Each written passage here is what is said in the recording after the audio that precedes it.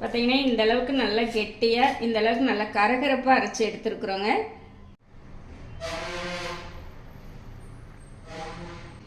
Hello friends, welcome to Eswari Samayal. இன்னைக்கு வந்து நம்ம ஈஸ்வரி சமையலில் நீங்கள் இது வரைக்கும் செய்யாத ஒரு ரெசிபி தான் பார்க்க போகிறீங்க. அதாவது பாவக்காயில் வந்து நீங்கள் விதவிதமாக செஞ்சுருப்பீங்க, ஆனால் இந்த மாதிரி செஞ்சுருக்க மாட்டீங்க. இப்போ நம்ம செய்ய போகிற மெத்தேடு பார்த்தீங்க அப்படின்னா ரொம்ப சிம்பிளாகவும் அதே டைமில் நல்லா டேஸ்ட்டாகவும் செய்ய போகிறீங்க. இது வந்து குழந்தைகள்லேருந்து பெரியவங்க வரைக்கும் எல்லாருமே நல்லா விரும்பி சாப்பிடுவாங்க.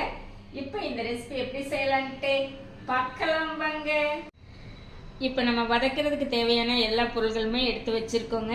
நம்ம ஃபஸ்ட்டு வந்து நெடக்கடலை பருப்பு வறுத்துக்கலாம். நெடக்கடலை பருப்பு வறுக்கிறதுக்கு ஒரு கடாய் வச்சுட்டோங்க. இதில் வந்து ஒரு 1/2 கப் நெடக்கடலை பருப்பு சேர்த்திக்கலாம்.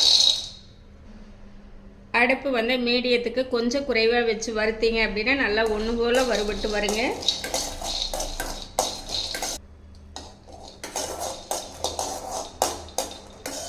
நெடக்கடலை பருப்பு வந்து நல்லா வறுபட்டுருச்சுங்க. இந்த தோலெல்லாம் விட்டு வந்திருக்கு பார்த்தீங்களா? இந்த டைமில் நம்ம எடுத்துக்கலாம்.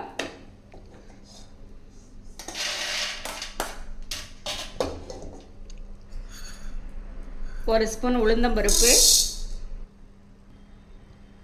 ஒரு ஸ்பூன் கடலைப்பருப்பு. அடுப்பை சிம்மில் வச்சுட்டு வறுத்தீங்க அப்படின்னா நல்லா வறுபட்டுருங்க. பருப்பு வந்து நல்லா வறுத்துட்டோம் அப்படின்னா நம்ம செய்யக்கூடிய ரெசிபி வந்து ரொம்ப நல்லாயிருக்கும். பருப்பு வந்து நல்லா இந்த அளவுக்கு செவக்க வறுத்துட்டோங்க, எடுத்துக்கலாம். அடுத்து ஒரு கொத்து கறிவேப்பிலை, 3 வரமிளகாய், இதுவும் நம்ம வறுத்துக்கலாங்க. இதுக்கு வந்து இது எல்லாமே தனித்தனியாக வறுத்தீங்கன்னா தான் நல்லாயிருக்கும். கறிவேப்பிலையும் மிளகாயும் நல்லா வறுபட்டுருச்சு, எடுத்துக்கலாம். ஒரு கைப்பிடி அளவு சின்ன வெங்காயம் சேர்த்திக்கலாங்க. இப்போ வெங்காயம் வதங்கிறதுக்கு ஒரு 1/2 ஸ்பூன் எண்ணெய் சேர்த்திக்கலாம்.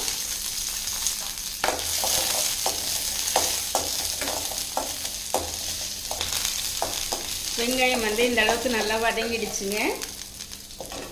இப்போ நல்லா ஒரு கொத்து மல்லி வந்து பிச்சு போட்டுக்கலாம்.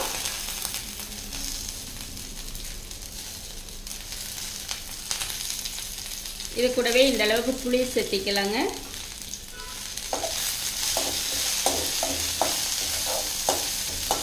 இந்த துவையல் செஞ்சு பாருங்கள், அவ்வளோ டேஸ்ட்டாக இருக்கும். அதுவும் சுடு சாதத்துல எல்லாம் வச்சு பிசைஞ்சு சாப்பிட்டோம்னா அவ்வளோ டேஸ்ட்டாக அல்டிமேட்டாக இருக்குங்க.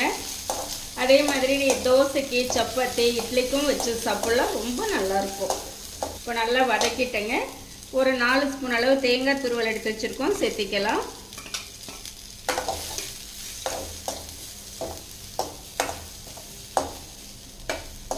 தேங்காய் பூ சேர்த்து நல்லா ஒரு பரட்டு விட்டால் போதுங்க. இப்போ நம்ம எடுத்துக்கலாம். அடுத்து வந்து நான் ஒரு பாவக்காய் கட் பண்ணி வச்சுருக்கேங்க, இது சேர்த்திக்கலாம். பாவக்காய் வந்து லாஸ்ட்டாக வதக்கிக்கோங்க. முதல்லையே வதக்குனீங்க அப்படின்னா மற்ற பொருள்கள் வதக்கிறதுக்கு நல்லா இருக்காது. இப்போ பாவக்காய் வதக்கிறதுக்கு ஒரு ஸ்பூன் எண்ணெய் சேர்த்திக்கலாம்.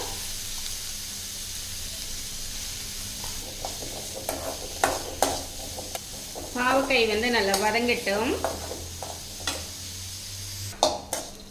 பாவக்காய் வந்து நல்லா வதங்கிடுச்சுங்க. நம்ம இந்த மாதிரி வதக்கிட்டோம்னா தான் பச்சை வாசம் இல்லாமல் நல்லா ஒரு டேஸ்ட்டாக இருக்கும். இப்போ எடுத்துக்கலாம்.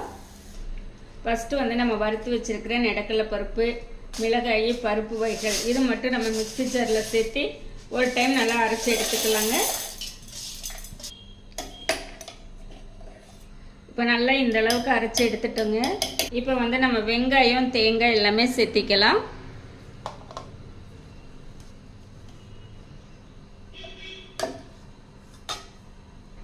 கூடவே நம்ம பாவக்காயும் சேர்த்திக்கலாம். 1/2 ஸ்பூன் உப்பு சேர்த்திக்கலாம்.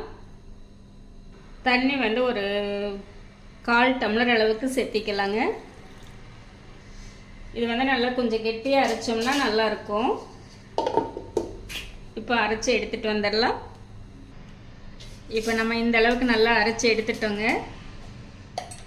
ஒரு 1/4 ஸ்பூன் வெல்லம் சேர்த்திக்கலாம். திருப்பி ஒரு 2 ஸ்பூன் அளவு தண்ணி சேர்த்திக்கலாங்க. தண்ணி வந்து நம்ம மொத்தமாக சேர்த்தணும் அப்படின்னா சட்னி வந்து டக்குன்னு ரொம்ப தண்ணி மாதிரி வந்துடும். நம்ம கொஞ்சம் கொஞ்சமாக சேர்த்து அரைக்கிறது தான் நல்லதுங்க. இப்போ நம்ம அரைச்சி எடுத்துகிட்டு வந்துடலாம். பார்த்தீங்கன்னா இந்த அளவுக்கு நல்லா கெட்டியாக, இந்த அளவுக்கு நல்லா கரகரப்பாக அரைச்சி எடுத்துருக்குறோங்க. பார்த்தீங்களா, ரொம்ப நைஸாக இல்லாமல் இந்த மாதிரி இருக்கணும். துவையல் வந்து ஒரு பவுலுக்கு மாற்றிக்கலாம். இந்த பாவக்காய் சட்னி வந்து பார்த்தீங்க அப்படின்னா நம்மளுக்கு உடம்புக்கு அவ்வளோ ஆரோக்கியத்தை கொடுக்கக்கூடியது. குறிப்பாக பார்த்தீங்க அப்படின்னா அந்த சுகர் பேஷண்ட்டுக்கெல்லாம் வந்து ஒரு சிலருக்கு அந்த பாவக்காயை முழுசாக சாப்பிட்றதுக்கு கஷ்டமாக இருக்கும். அப்படி இருக்கிறவங்க இந்த மாதிரி ஒரு துவையல் செஞ்சுட்டு நீங்கள் இதை வந்து சாதத்தில் வச்சு சாப்பிடும்போது உங்களுக்கு ரொம்ப பிடிக்கும், சாப்பிட்றதுக்கும் நல்லாயிருக்கும். அதே மாதிரி குழந்தைகளுக்கெல்லாம் வந்து பார்த்திங்கன்னா வயிற்றில் பூச்சி இருக்கும். அந்த மாதிரி டைமில் நம்ம வந்து பாவக்காய் கொடுத்தா நல்லதுன்னு பெரியவங்க சொல்லுவாங்க. ஆனால் குழந்தைகள் வந்து பாவக்காய் சாப்பிட மாட்டாங்க. அவங்களுக்கு இந்த மாதிரி ஒரு துவையல் செஞ்சு சாதத்தில் போட்டு பிசைஞ்சு கொஞ்சம் தேங்காய் எண்ணெயோ அல்லது நெய்யோ விட்டு பிசைஞ்சு கொடுத்தோன்னா ரொம்ப ரொம்ப விரும்பி சாப்பிடுவாங்க. நீங்கள் இது வந்து கசப்பு அப்படின்னு பார்த்தீங்க அப்படின்னா ரொம்ப ரொம்ப ரொம்ப மைல்டாக லைட்டாக இருக்குது. ஆனால் அது வந்து கசப்பாகவே தெரியலைங்க, நம்மளுக்கு ஒரு நல்ல டேஸ்ட்டை தான் கொடுக்குது. சரிங்களா, நான் செஞ்ச இதே மெத்தேடில் இதே மாதிரி நீங்களும் செஞ்சு பார்த்துட்டு எப்படி இருக்குன்ட்டு கமெண்ட் பண்ணுங்கள். சரிங்களா, நான் வந்து இனிமேல் தான் சாதம் ரெடி பண்ண போகிறேங்க. நான் சாதத்துக்கு தான் இந்த சட்னி வச்சு சாப்பிட போகிறோம். டேஸ்ட் பார்க்கலாங்க.